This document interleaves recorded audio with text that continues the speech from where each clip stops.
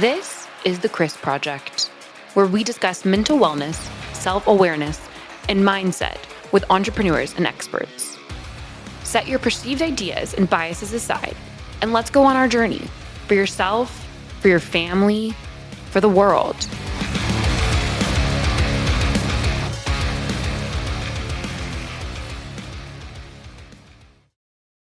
All right, Christian Brim back here from the Dream Big Studios. Have a wonderful guest today, John Kerber with WhoFi. Welcome. Hey, Christian, how are you? I'm great. Thanks for coming. Great, yeah. So give us the 2-minute version of John Kerber's and WhoFi. Yeah, so as far as WhoFi, we do software and tools for community spaces, right? So libraries, parks, museums. We make it easier to manage a community space and also stay connected with their community, with their patrons. So think like a calendar of events, registration and reminder emails for somebody to go to an event, booking the meeting rooms. We also do this thing with wireless statistics so we can see like busy times of day and collecting stats and things like that. So basically, a lot of the tools that are out there for community spaces are not very good. Right. And we just kind of came in there and said, you know what, we're going to make this better, so that it's easier to run a community space. Because I used to run a co-working space, the 404, and I ran into all those problems with that. And so it just kind of, it was sort of like half solving my own itch and problems that I had when I was running my co-working space that ultimately shut down. Right. So trying to make it easier for other people like me, effectively. Right. Yeah. Well, that's how a lot of great businesses get started, is scratching your own itch. Right. Yeah. So how long have you been doing WhoFi? Yeah, so I left Paycom in 2012, and it was that summer that really launched WhoFi, and so it's 2024 summer, so it's solid 12 years, which is nice. I mean, that's a solid decade. So plus some. So what are some of the highlights of that 12 years? Oh, I mean, that's what's kept me engaged the whole time. It's like there's so many different things that are like new highs and during the whole process. So I mean, one of our big wins was getting the State Library of Ohio to basically use the WhoFi service in all the public libraries across the entire state. Nice. And that was in 2016, 2017, and that was awesome. And then we kind of continued with working with different states that would provide it to all the libraries and kept getting those until about 2020. And then, of course, COVID hit, right? And so we were just doing the wireless statistics. That's what we started off with. But then when COVID hit, was kind of looking around, talking to our library customers, and it was like, did everything just change, right? Because suddenly, I mean, we could see in the Wi-Fi stats drops of 70 to 80% usage of the space. And what we saw was, there were some places, right? There were some places that they kept going, right? They started doing like Zoom story times. They started, and so basically just decided that our role would be to document, one, the Wi-Fi statistics drops, because thought like, this is just fascinating. This is a once-in-a-lifetime situation, and we just need to track this for, if nothing else, just to show up on a History Channel one day about usage, because we could see it. We could literally see in our data what was happening. And then two was we wanted to share the people that we were talking to that didn't look like they'd been hit by a truck or didn't seem they were excited. They were like, oh, now we're doing these videos on YouTube and now we're having more people show up this way and kind of all the things that people kind of who successfully navigated COVID were doing. And so we started blogging about it and telling people about it. And then that's when it became more apparent, again, some of the other tools that were out there, there were calendar programs, but they weren't making it easy to share a Zoom link. And this is what everything was. And so we just started kind of down this path of the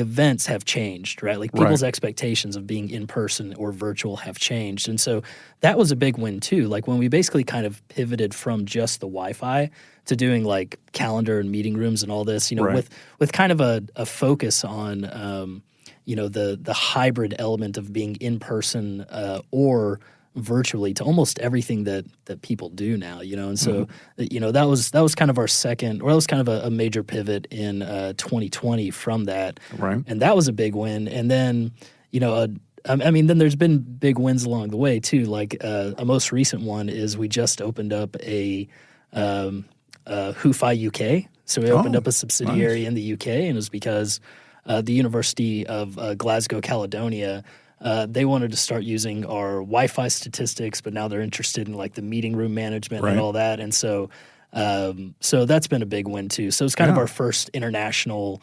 library and university that's using us. So that was a win. I mean, getting to our first 1,000 libraries was a win, and then now we're at about, I think we're at like 1,600 or 1,700 or something, and it's just that's impressive. Yeah, I mean, opening the new office was a win.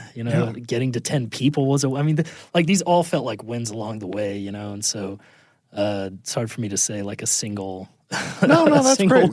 Win, so what were some of the low points? Oh man, low points. We originally started off as a Who's on My Wi-Fi, security app, and because it's some of the same technology. And I would say, like, I very distinctly remember year 3, because year 3 was when we actually got to like 1 million free users, right? Okay. So we got to 1 million. Think everything should be amazing.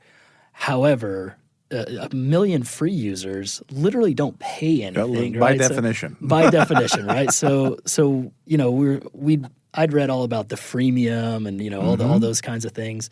With 1 million free users, think about the level of support and questions and stuff like that comes in from that. And we were making $30,000 a year, right? Between my co-founder and I, and it was just like so painful, right? So this is circa let's call it 2014 or something like that, 2015.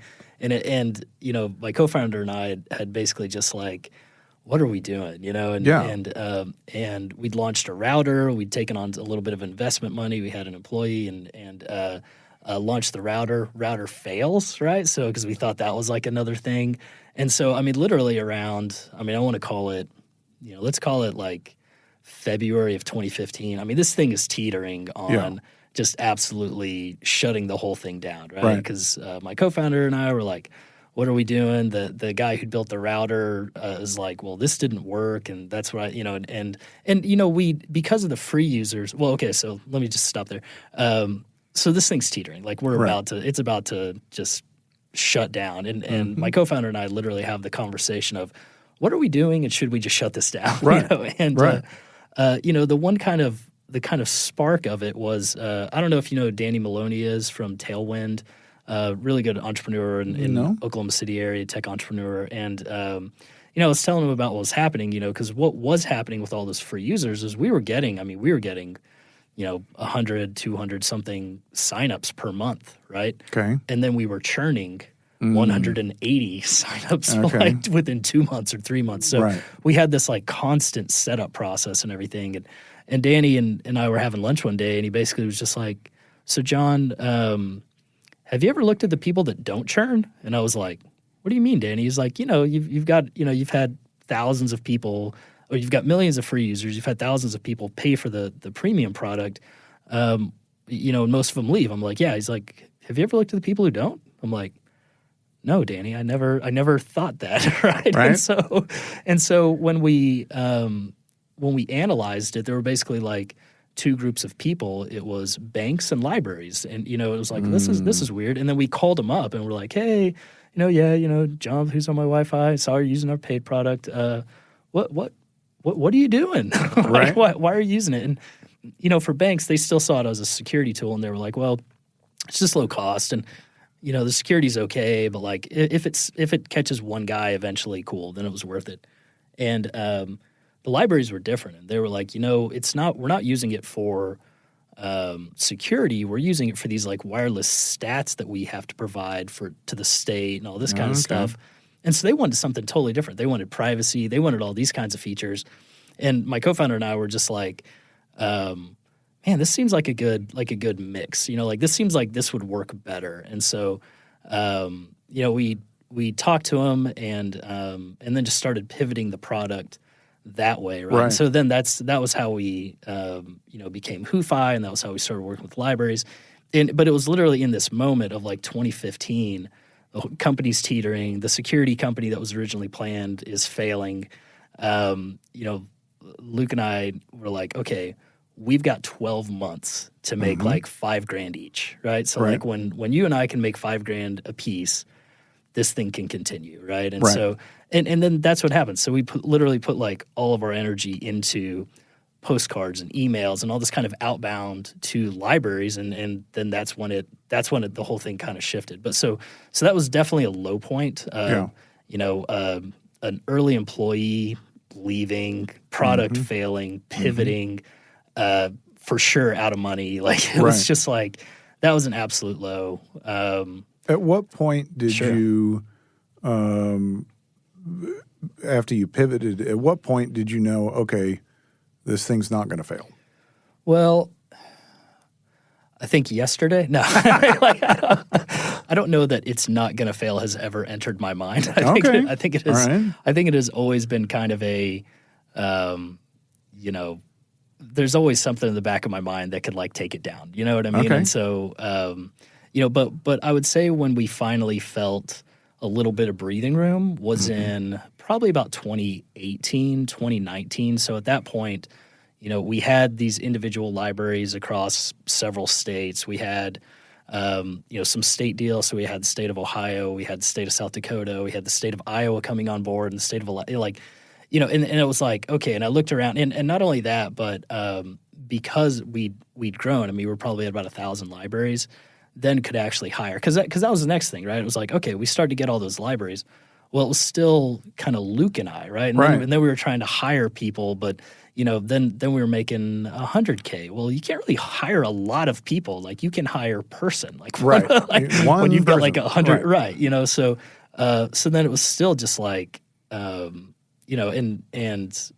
he's doing all the work, I'm doing all the work, the new person's doing all the work. There's a lot of work to do just to kind of like get that going. And so, and the other thing is because we pivoted, I mean, we're at like year 5 with like just a handful of people, you know? And so, yeah, I would say that was still just kind of continual, right? But yeah, I mean, I don't know if that answers the question. It does. Yeah. So when we discussed you doing this interview, you were a little resistant at first. Sure.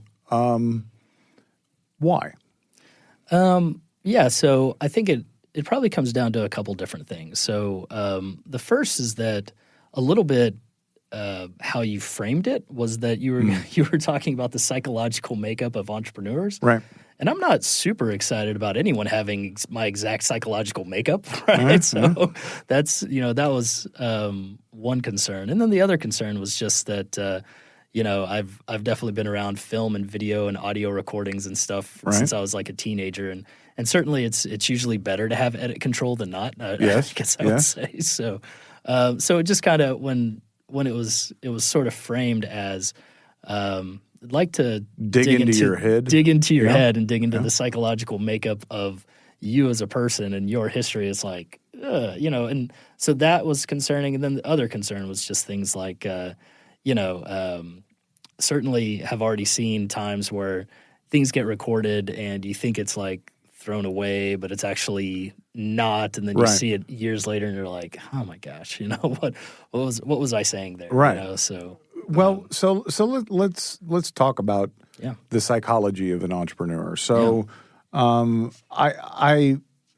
we've covered a lot of ground on previous episodes, but the thing that keeps surfacing for me is this concept that the character traits that make us disposed to be an entrepreneur, to start a business, those character traits can become liabilities after the business is started, right? And the idea of being self-aware to know that you the individual, the entrepreneur, are the business's problem. Yeah.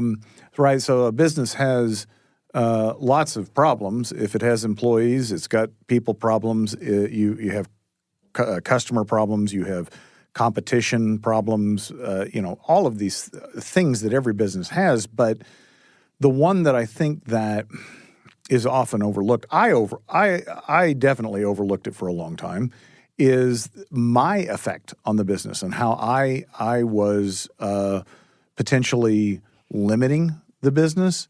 Not potentially, definitely, because of the way I showed up, my behaviors, my biases, prejudices, whatever, thought process, feelings. So, can you talk about that? Sure. So, as far as kind of like my behaviors, which are also, what would lead me to become an entrepreneur and start my own company and do things like that, and then how those turn into liabilities. Think about it for just a few seconds. As an entrepreneur, one thing was I didn't like being told what to do very much. I still don't really enjoy that. No. Even when other people have way better ideas, that's a problem, right? So started off as a reason to do it, right? But then can definitely be an issue because as the company's grown, I'm not the expert in everything, not even close to it, right? Other people become the experts, and when I don't take the advice of the experts that are on my team, that can be a real issue. Yeah. That's one thing. I was kind of in the like hard worker achiever camp or whatever. So, I would want to take on a lot of projects and effort and do stuff till 8 o'clock at night, whatever, to get things done. But then, and so that was a positive because that helped the company 100%. And the product get off the ground. But the liability on that is either A, I expect other people on the team to behave in that same manner, or B, I don't delegate enough because I'll just I can just do it. I can just throw 5 minutes. I've got 10 minutes. I can do that. And then literally, I find myself still in situations where other people on the team are waiting on me because I've thrown too much on my plate because I just think that I can, and that's definitely a liability. I think for me that showed up in two ways. One, I had this expectation of work. I had to work hard, right? And that's different for everybody. But I had an expectation of myself of what I needed to bring to the table, right? Yeah. If it needed to get done, I had to make sure it got done. Yeah. But, the thing that I realized was, for me, the flip was when I always felt like I was having to pull everybody along, right?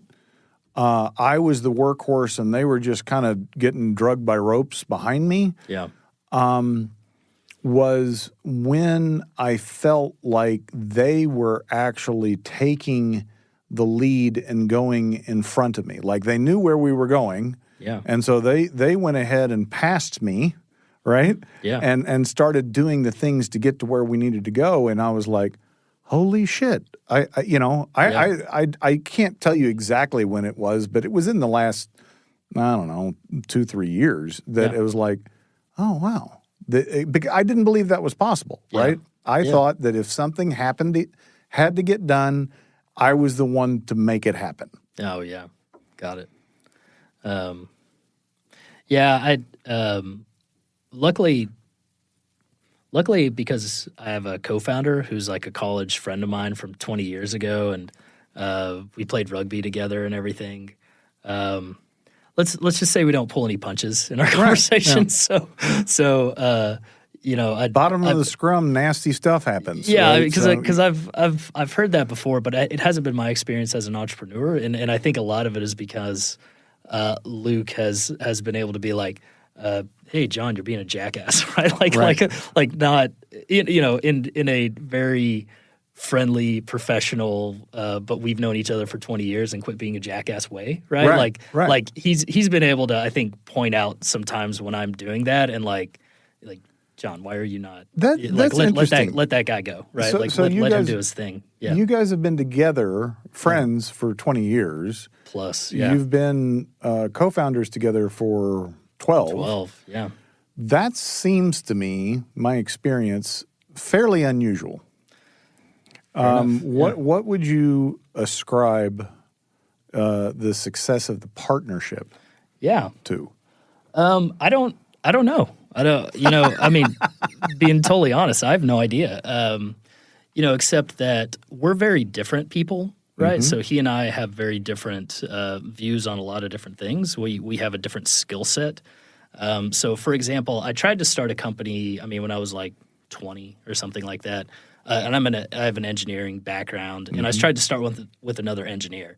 Okay. And we were constantly stepping on each other's toes and doing all that. And, he'd do something, I'd redo it. I'd do something, he'd redo it. And so let's just say that project or idea, I don't know if it failed because I think he ended up just doing it himself. But that's kind of how that definitely us working together wasn't going to work. And I tried to launch some like different products and stuff on my own, but clearly I have massive blind spots and things didn't really kind of take off. And really, he was in a situation where, so he has more of a sales, operational service type background. At one point he was managing like 4,000 people for kind of a mega cap type company, and he got fired from this major corporation that he wanted to like work at for 20 years. And he didn't even get fired. He got downsized, right? Okay. Like his layer of management was no longer needed. Yes. Like, are you kidding me? Right. So, so hilarious. And I was just talking to him and I was like,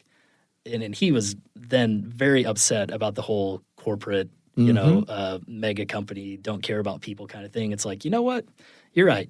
You should join me and I should leave and we should do this thing together and this, it'll be great, right? And of course that's where I went. And it just kind of worked. I kind of like to say if we were a mountain climbing expedition or something like that, like I'm the guy who's pointing at the top of the mountain like, hey, we need to go there, and Luke's the guy who's like, John, that's great. No, yeah, we got to go there. You see that big ravine you're about to lead everybody into? Like, let's go around the ravine. I'm like, it's right there. He's like, yeah, I get it.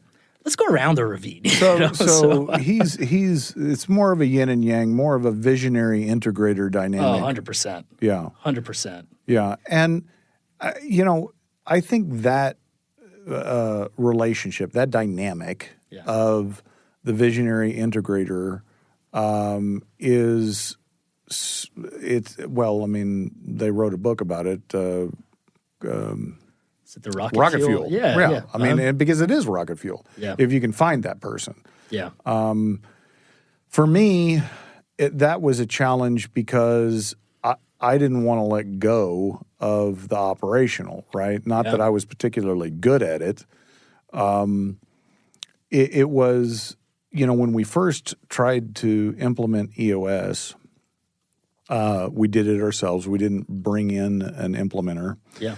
And it failed. And it was only after we had hired a professional implementer and been doing EOS for a year, which was probably 4 years after we had tried it, I really began to get some insight as to why it failed. Yeah. And I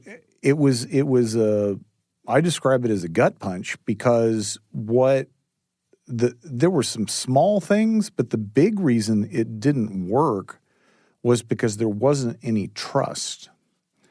Yeah. And that trust showed up, that lack of trust showed up, it was reciprocal, right? I didn't trust them, they didn't trust me. Yeah. And that was a gut punch because I would have told you that there was trust. Yeah. Right. And I think for me in my journey, the honest self-assessment, visionaries tend to be focused on the mountain and miss the ravines, right? Yeah. But it's also about not just the external factors of what's going on, but like me, myself. So, Yeah. is there a point in your partnership where, besides the, I don't know if this thing's going to work, we're going to have to shut it down. Sure. Has there been a point where your partnership didn't work, or there was conflict that that was challenging? Yeah, I mean, not yet, I guess I Okay. would say, because it's the, and I don't know, like the people that I'm closest to, and that's, my co-founder, my wife, my brothers, my sisters, we kind of, we're skirmishers, and maybe this is just me. Like, I don't Rugby, you say? Well, no, yeah, right. Well, Right, what I okay. mean is I don't let things build and then explode. Generally, my personality type and the personality type of the people that are very close to me, when something's wrong, they say it then. They might give you a day. They might not do it in public, but Right. within that day, like if you're doing something stupid, they're going to say it. And if I think they're doing something stupid, I'm going to say like it doesn't build up into a list of Grievances. grievances over time, and we tend to hash it out. I mean, I won't go into any details. I mean, we were literally talking about something on Wednesday that was like a miss that I thought he had and a miss that he thought I had. You know what I mean? Right. And we weren't mad. It was like, well, you know what I mean. And things can get like a little elevated, Right. But then it's like done because it didn't build up. It was, hey, why'd you do this on Monday? Why was this go? Like boom, done. And we've done that. We've done that for a long time, right? And that's why I said, because we've known each other so long, like he's not afraid to pull any punches with me. Right. I'm not afraid to pull any punches with him.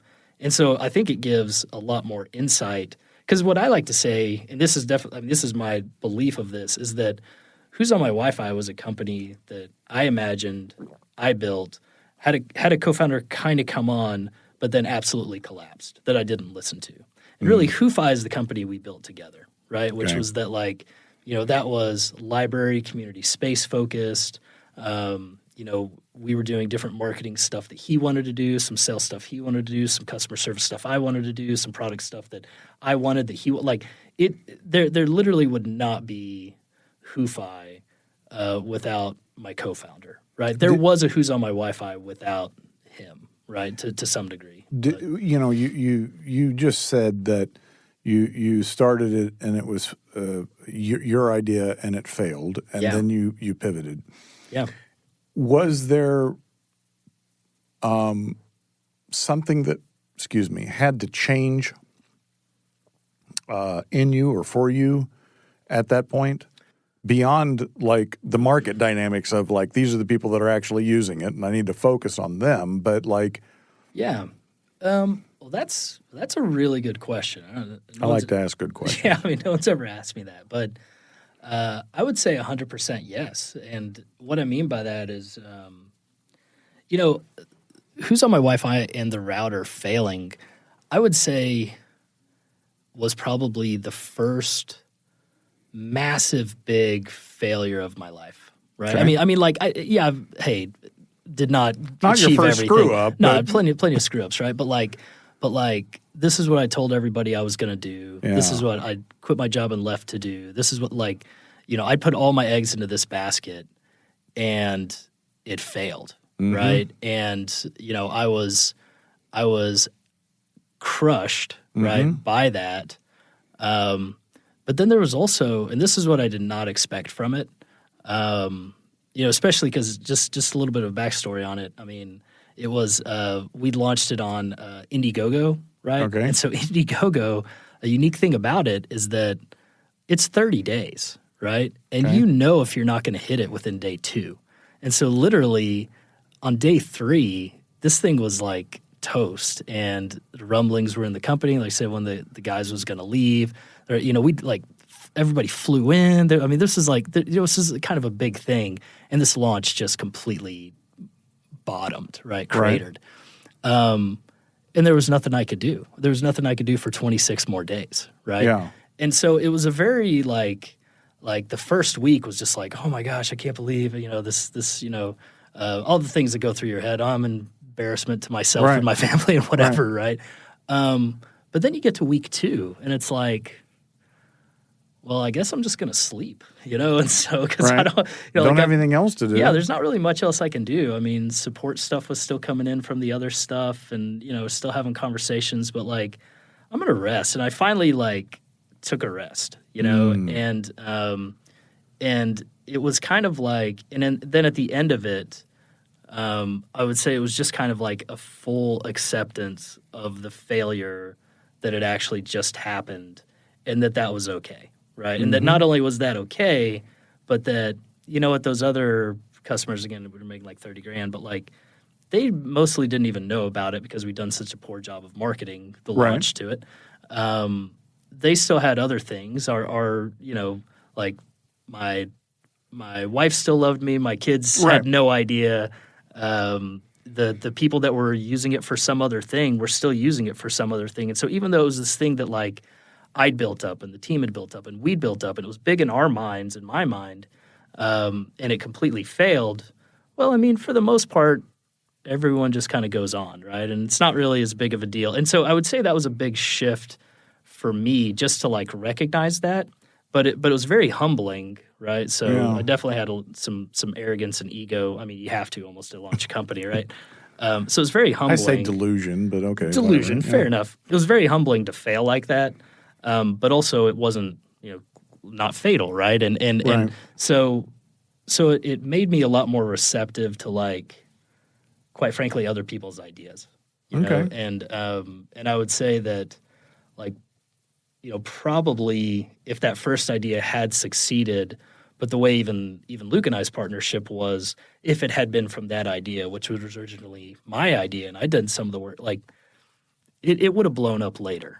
You know what I mean? It would have absolutely cratered later from my blind spots that if I wasn't listening to him, but we had succeeded kind of on the security space. Does that make sense? Yeah, but I mean, I would even push back that it was a failure because if you had not done that work, you wouldn't have found the libraries. 100%. 100%. Yeah. Well, and that's what's so tough about it too, because when people ask me about like finding a market or finding your product market fit, we basically gave away our product for free to 1 million people to then, which was awful, to then find that there were like these small groups of people that thought it was amazing. Right. The masses thought it was garbage, but like to the small group of people, it was something they were looking for and didn't exist, right? And those people really valued it and really thought it was great and have really, kept us for a decade. And I think that's a critical point that people need to hear, that you had this idea, right, and you thought it was very widespread applicability. Yeah, it wasn't that you had the wrong idea; it was that there was just this smaller subset of everyone that actually needed it and would pay for it, and I think that's one of the traps that visionaries and entrepreneurs get into is they see all of the possibilities. Yeah. Right? And for me, what that looked like was I had a real hard time defining a target market. Yeah. For many years, I thought I had a target market. Yep. But it was way too loosely defined, even the way I had it. And I mean, to the point that I guess I was resistant to it subconsciously. Like I wanted to be for more people, right? Yeah.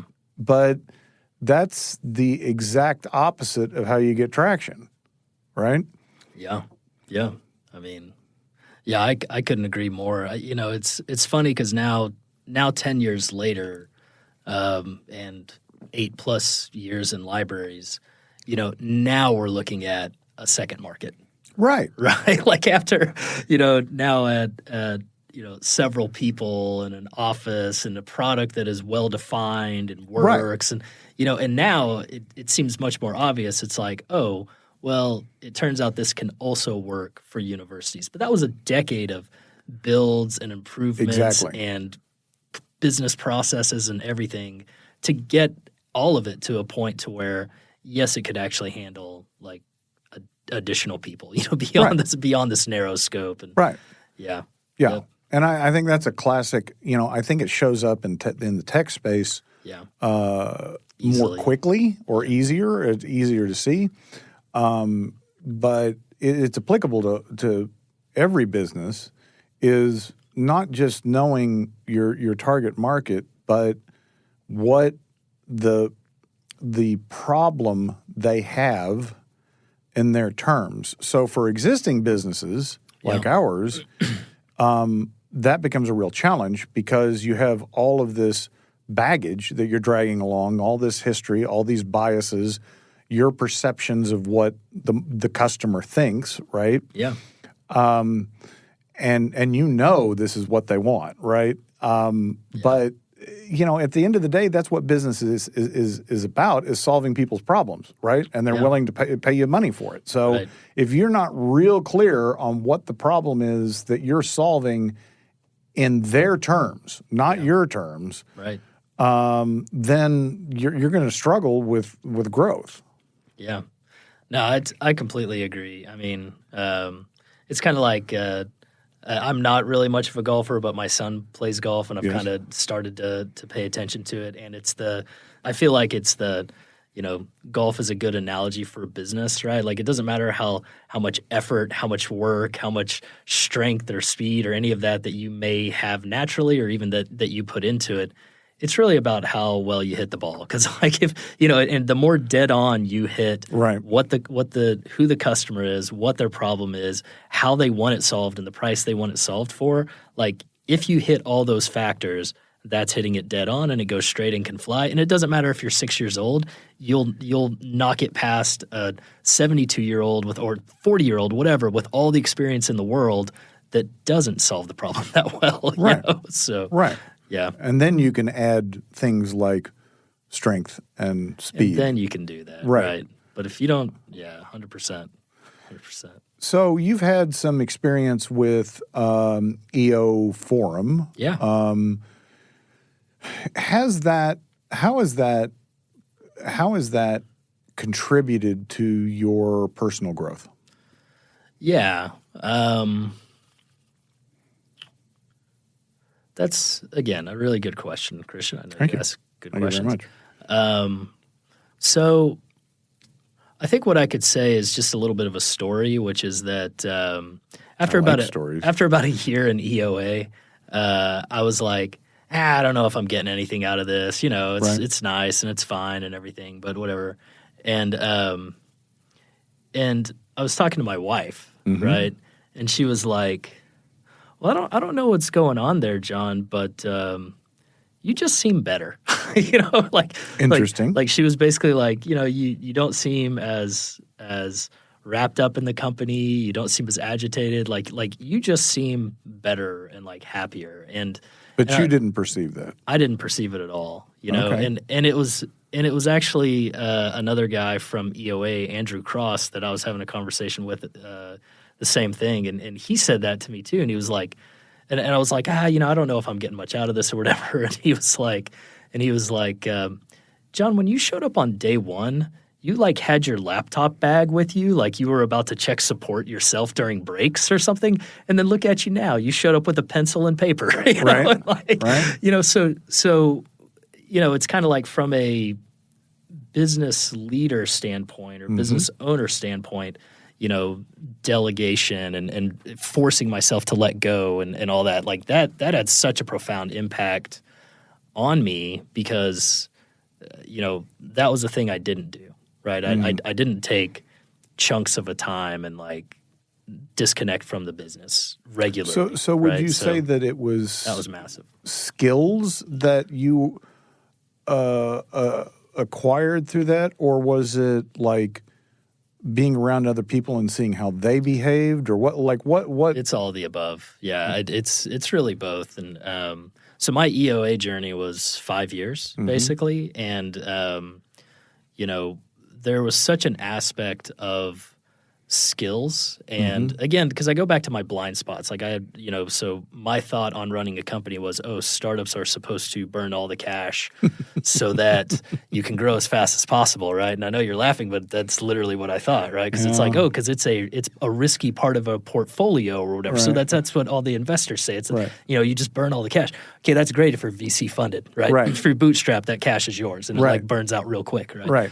So I'd made that mistake, and so it was actually, I think it was you that pointed this out, right? That like, my earnings at the end of every year were zero or negative, and then amazingly, we didn't have any cash to grow with, and it was like a weird, and that was just looking at my financials in year one, and that was and that sounds basic, but that was actually so profound for me and for us as a company, because then once we had earnings, then we could reinvest them, right? Then we could like take chances and do things and either hire the person or not hire the person, or try the marketing or try the, buy the equipment, whatever, to make everything better.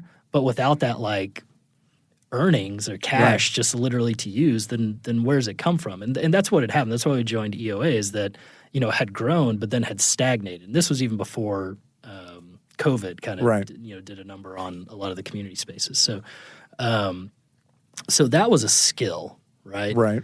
But then the other side of that was, so when I joined the 404, so I didn't actually start off as the owner of the 404. I was just a member going there. And I remembered thinking like, I was the only guy in Oklahoma City doing a startup. That's what I was thinking in my head before I found it. But I kind of found that Oklahoma City startup community, and that was very helpful just in and of itself to like, there's other people doing this, or, and they've got the same crazy, and it's, so when I joined EOA, it really felt like I just kind of hit the next level of that, because mainly in the startup community was a lot more very, very early stage, so if somebody was making 50 grand, you're like, oh my gosh, how did you do that? That was, where you go hit to EOA and it's like, all those companies are at least a little bit established. They at least have a customer. They at least have a market. They're making revenue. They usually have at least some amount of employees, and so it kind of just felt like the next level of that. And so, that's hugely impactful anyways, because I also found that in EOA, and probably in EO as well, like everyone has their own different skill thing that they're awesome at, right? I mean, whether it's probably not what you're awesome at, right? So learn so much more about, people who are good at marketing, people who are good at sales, people who are good at finance, people who are good at like operations, people who are good at product, right? Like everyone's got their thing that has kind of taken them to this level, and can just rapidly learn from them, So I would say it was, again, and that goes back to skill, but then the emotional side was like the,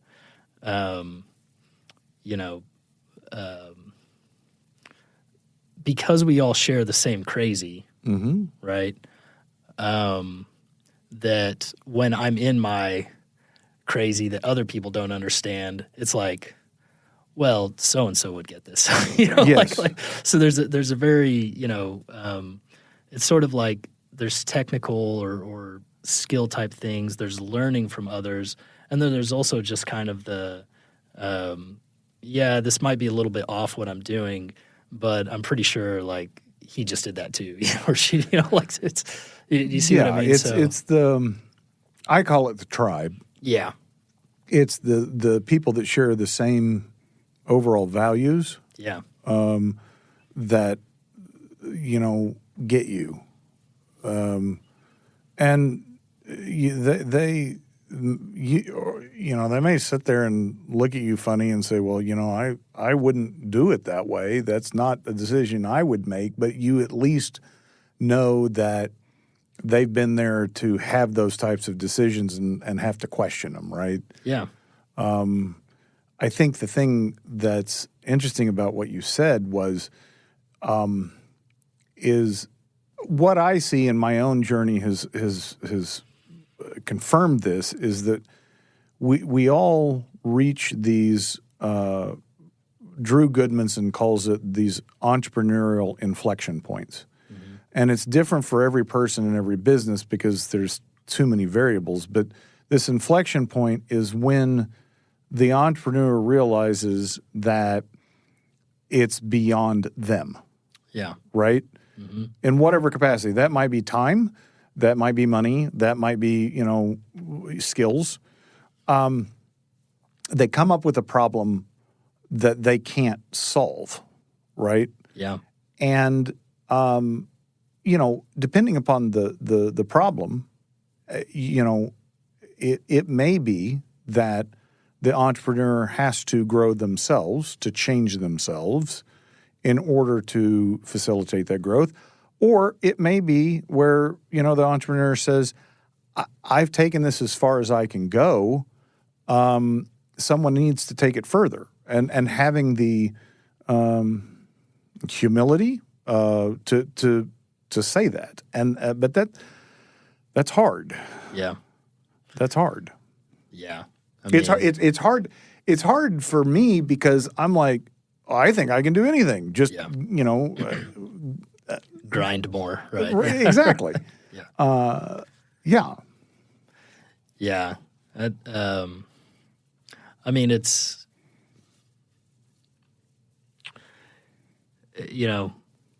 I'm trying to think of how to articulate it. That in English, please.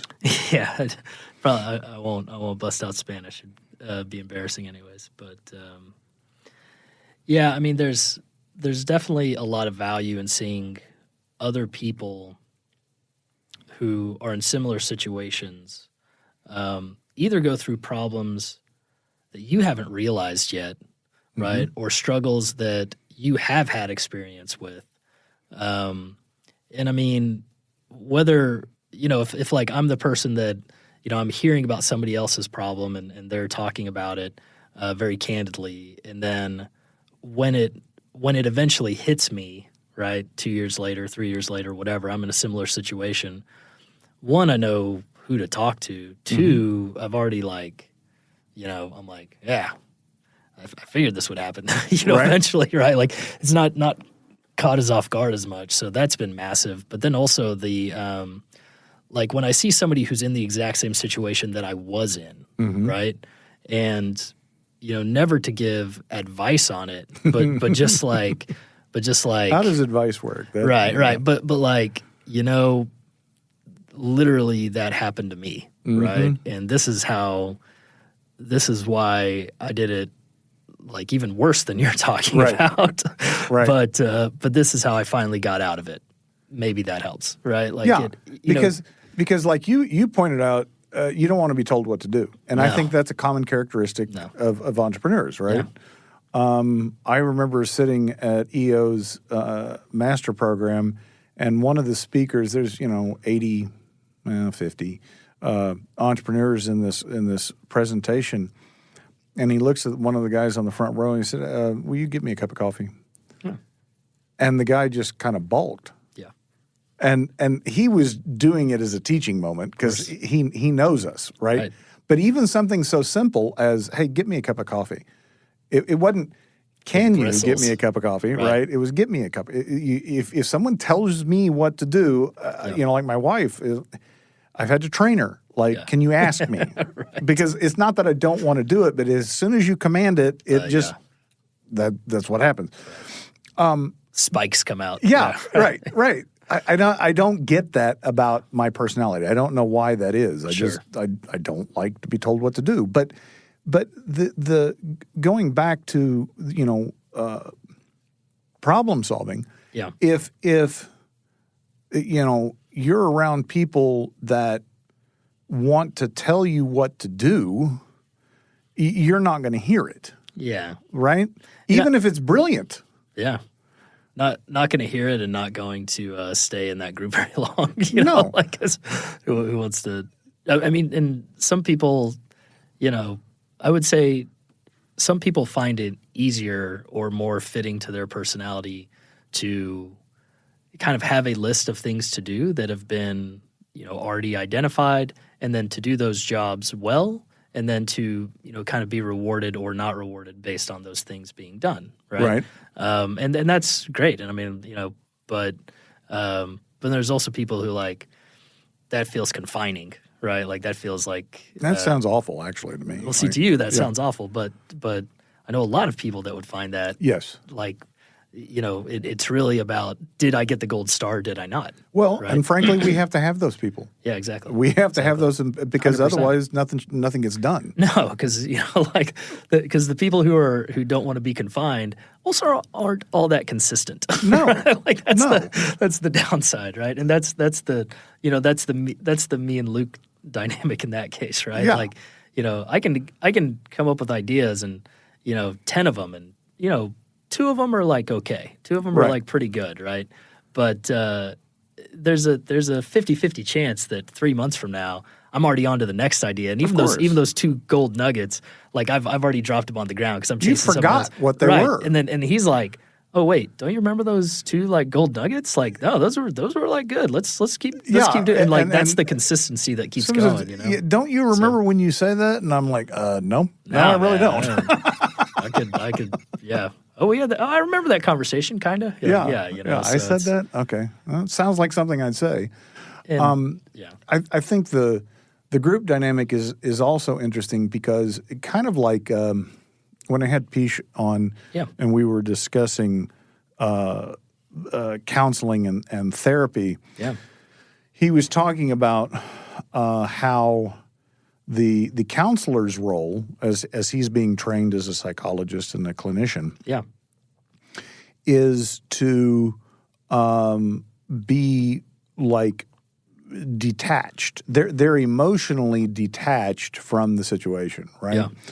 And that's what I found so difficult in my journey is I get caught up in the mechanics of what's wrong in the problem I'm trying to solve, and not dealing with the emotions behind it, right? Yeah. And I think in a group dynamic, I can sit here and you're describing your problem, and I don't know, I don't have any skin in the game. Yeah. I'm not experiencing any of the feelings that you are around that. Yeah.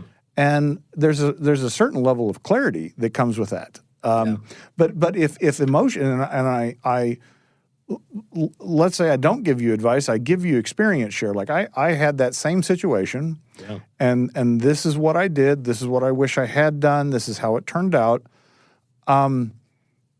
If you aren't in the headspace, you can't even hear the advice because you're stuck in the emotion, right? Has that ever come up with you? Yeah, and I mean, another thing. This kind of goes back to what you were asking about. With was there something that pivoted in me back in 2015 after the failure and everything? And I mean, one of the things that's really been helpful, in the forum groups is we actually have some integrators in there, right? Like people who are integrators that they're not kind of the visionary type person, right? And it's been interesting to hear them talk about their visionary, right? Like when they're like, because I know I'm the vision, right. They're not talking about me, but they might as well be, right? And it's so fascinating to hear, that kind of perspective to deal with a visionary every day, right? Yes, is its own challenge, and so I mean, that alone I think has helped me like step back on some of the things I do, and just be like a little bit more aware of it, And so I was a contract CFO for a client a few years ago. It was a startup in an industry that was new, and they had very rapid growth. And the visionary, I think I worked for him for about 6 months, and I left with the phrase, lose my fucking number. I mean, that was literally like, do not call me. Delete it out of your phone. Yeah. I was so pissed. Yeah. And that guy, the founder and visionary, he was, I was never him, but I saw enough of myself in him. Yep. That it gave me that perspective of what my people had to deal with when dealing with me. And I'm like, oh, God, that sounds awful. Because it was awful for me. Like, and I didn't want to.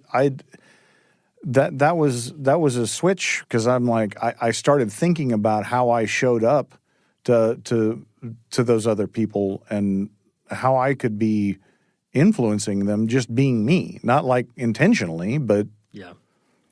And that, I mean, it's taken me a while to work with that within the company too. You know, I'm not sure I have great examples of it, but it's kind of like, I mean, very early on in the company, very, very early on, I noticed that little things, right? Like if I cut my hair a certain way, I started seeing it around the office. If I had as the owner, you are, and it's the little things, and you don't even, you know, like people are picking up on things that you're not even saying or even verbalizing, right? And that's, you know, that kind of hit me around like, you know, I don't remember what year it was. Maybe I saw it a little bit in year 2. I saw it more like as we had more, you know, people in the office and everything.